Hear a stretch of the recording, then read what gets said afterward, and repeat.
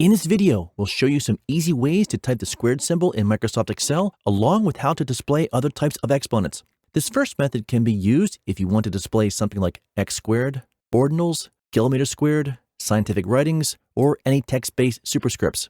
How about we type x2 into a cell, and the next step is to highlight what you want to be displayed as a superscript, or even a subscript for that matter. Now, what most people would do is go up into the formula bar and click and drag to select the text.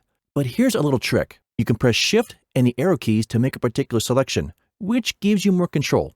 So in this case, let's go with Shift, arrow left. Next, let's go up to the ribbon, look for the word font, and click this little arrow to open the dialog box. Go ahead and check the superscript option, and that's it. Let's do that one more time. How about we type 14C, then highlight the 14, go into the dialog box, make it superscript, click OK. All right, not bad. Moving on, let's look at how to show numbers with exponents, because here's where things get a little quirky. The problem you're going to run into is if you go to type in your numbers, let's say you want to display 7 cubed, when you select the number and try to make it superscript, after you apply the superscript font, it looks like it's going to work, but you'll quickly learn it won't. So the solution is to make sure the numbers you type are recognized and stored as text. To do that, we can leverage another shortcut by typing an apostrophe or a single quotation mark, depending on how you were taught, first, then followed by your numbers. So we'll type something like this. From here, it's the same as before.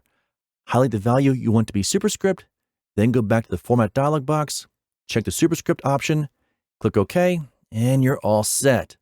All right, even though you did everything correct with using the apostrophe, Excel might get angry and show you a green triangle in your cell. This isn't a big deal. Excel is just upset because you're storing a number as text, which tends to rub Excel the wrong way. You can either ignore the error or go under the error checking options and tell Excel to ignore any values stored as text. Moving on, by chance you need to display a lot of values in superscript or subscripts, you can add a specialized icon onto your quick access toolbar to make your life easier. Go up to the quick access toolbar, click the drop-down arrow, then select More Commands.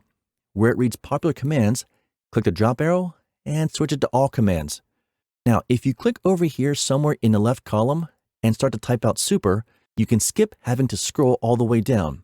You'll see the superscript icon. Now click on it, choose Add, and look at that. How convenient. The subscript icon is right here, and we can add that as well. Let's go ahead and click OK. Now, we no longer need to use the Format Cells dialog box. Instead, we can just select what we want, go up here to the icon, and we are good to go. There you go. Quick, easy, and painless. Now, feel free to indulge yourself with another video.